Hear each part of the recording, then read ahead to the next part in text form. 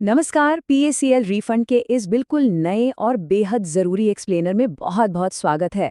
इतने सालों के लंबे इंतजार के बाद आखिर पीएसीएल निवेशकों के लिए कुछ ठोस अपडेट सामने आए हैं। जब बात खून पसीने की कमाई की हो तो जाहिर है हर कोई जानना चाहता है कि रिफंड का पैसा आ कहां से रहा है और ये पूरी प्रक्रिया आखिर पहुंची कहां तक है। तो आज हम सेबी और लोढ़ा कमेटी के उन ताज़ा कदमों का पूरा विश्लेषण करेंगे जो सीधे निवेशकों के बैंक खातों से जुड़े हैं। शुरुआत सीधे इस विशाल आंकड़े से करते हैं। जरा गौर कीजिए, 1 अरब 13 करोड़ 18 लाख और 2,000 रुपए से भी ज्यादा। जी हाँ, बिल्कुल सही सुना। ये कोई मामूली रकम नहीं है। ये वो अनुमानित राशि है जो पीएसीएल की संपत्तियों की नई नीलामी से आने वाली है। ये भारी भरकम आंकड़ा इस बात का पक्का सबूत है कि रिफंड के लिए फंड जुटाने का काम कितने बड़े पैमाने पर चल रहा है। आज के इस विश्लेषण में हम बिल्कुल पॉइंट बात करेंगे।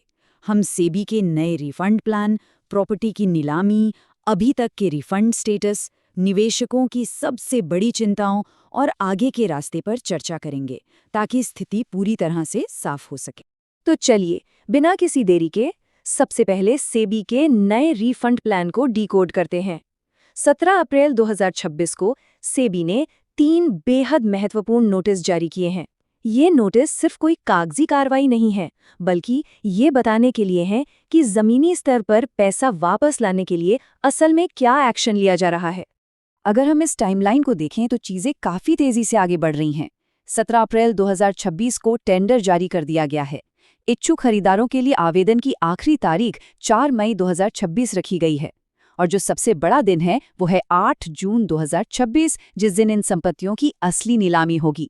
ये साफ दिखाता है कि कानूनी प्रक्रिया अब सिर्फ फाइलों में नहीं, बल्कि अगले 2 महीनों के अंदर ठोस रूप से एक्शन में है। और इस नीलामी की सबसे दिलचस्प बात क्या है पता है? वो है फंड रिकवरी की स्पीड। 8 जून को जो भी बोली जीतेगा उसे 7 दिन के अंदर ही कुल रकम का 25% हिस्सा जमा करना होगा। बस इतना ही नहीं, बाकी बचा 75% पैसा भी अगले 15 दिनों के भीतर देना होगा।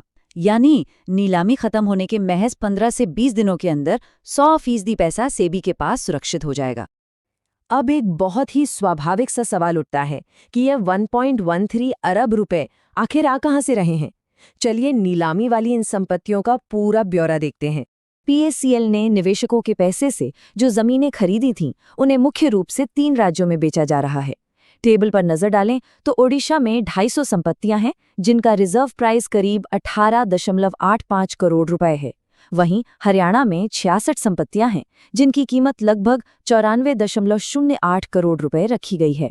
और आखिर में छत्तीसगढ़ है जहां 7 संपत्तियां हैं जिनकी कीमत करीब 23.59 लाख रुपए है। इस चार्ट को देखकर एक बात बिल्कुल साफ हो जाती है।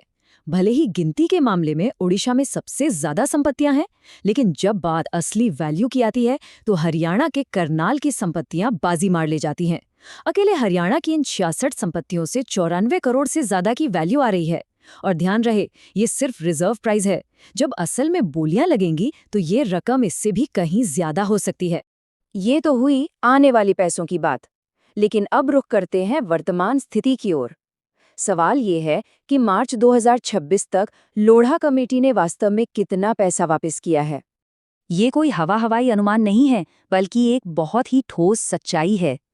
3,720 करोड़ रुपए से ज्यादा की रकम। जी हाँ, इतना पैसा अब तक योग्य निवेशकों के बैंक खातों में सफलतापूर्वक ट्रांसफर किया जा चुका है। और ये भारी भरकम रकम कितने लोगों तक पहुंची है? करीब 35,74,000 से भी अधिक निवेशकों तक। ये वो लोग हैं जिन्हें आखिरकार उनका पैसा मिल गया है, जिनके दस्तावेज और बैंक डिटेल्स बिल्कुल परफेक्ट थे। उन्हें 10, 15, यहाँ तक कि 20 लाख रुपए तक के रिफंड भी मिले हैं। अब अगर अभी तक फंड नहीं मिला है तो घबराने की जरूरत नहीं है। स्टेटस चेक करना बहुत आसान है। सेबी के पोर्टल पर जाइए, इंक्वायरी पर क्लिक कीजिए, अपना पीएसीएल सर्टिफिकेट नंबर डालिए और सर्च कीजिए। बस इतना करते ही पूरी डिटेल सामने आ जाएगी कि फॉर्म में कोई गड़बड़ तो नहीं है या पैसा आखिर कहाँ अटका हुआ है। खैर, अब आते हैं उन सवालों पर जो इस वक्त हर उस पीएसीएल निवेशक के मन में चल रहे हैं जो अभी भी अपने पैसों का इंतजार कर रहे हैं। सबसे बड़ा और सबसे ज्यादा पूछा जाने वाला सवाल यही है, अगर हमने अपने दस्तावेज ऑनलाइन जमा ही नहीं किए हैं तो क्या हमें अभी रिफंड मिलेगा? तो देखिए, इसका सीधा सा जवाब ये है कि फिलहाल पूरा फोकस सिर्फ उन्हीं आवेदनों पर है जो ऑनलाइन सबमिट किए गए थे। जिन्होंने ऑफलाइन आवेदन किया था, उन्हें अभी थोड़ा और इंतजार करना होगा। जब सेबी की तरफ से अगला आधिकारिक नोटिस आएगा, तभी छूटे हुए निवेशकों को फिर से फॉर्म भरने का मौका मिलेगा। एक और बड़ा कन्फ्यूजन है जमीन आवंटन के मामलों को लेकर। कई निवेशक ये सोच रहे हैं कि जिन्हें पीएससीएल की तरफ से पहले जमीन अलॉट हो चुकी थी, उनके रिफंड का क्या स्टेटस है। लोढ़ा कमेटी का इस पर रुख एकदम स्पष्ट है। उनकी पहली प्राथमिकता उन सीधे और साफ आवेदनों को निपटाने की है जिनके फॉर्म और बैंक डिटेल्स में कोई गड़बड़ नहीं है। मतलब साफ है, जमीन आवंटन जैसे पेचीदा मामलों को फिलहाल होल्ड पर रखा गया है और उन पर विचार बाद में किया जाएगा। तो इन सब बातों का कुल निचोड़ क्या है? आगे का रास्ता कैसा होने वाला है और निवेशकों को अब क्या उम्मीद रखनी चाहिए? हम समझ सकते हैं कि 2014 से शुरू हुए इस इंतजार को 1 दशक हो चुका है और ये वाकई बहुत निराशाजनक है।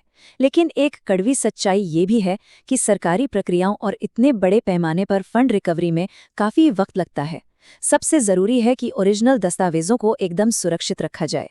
जिन मामलों में नाम की गलती या ज़मीन से जुड़ी कोई पेचीदगी है, उन्हें सुधारने का मौका ज़रूर मिलेगा, लेकिन इस प्रक्रिया में 6 महीने से लेकर 2 साल तक का समय और लग सकता है।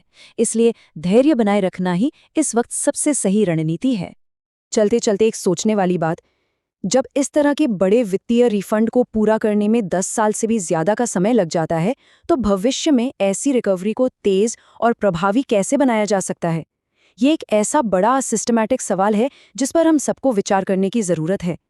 आज के इस एक्सप्लेनर से जुड़ने के लिए आपका बहुत बहुत धन्यवाद। उम्मीद है इससे रिफंड की मौजूदा स्थिति को समझने में आपको काफ़ी मदद मिली होगी।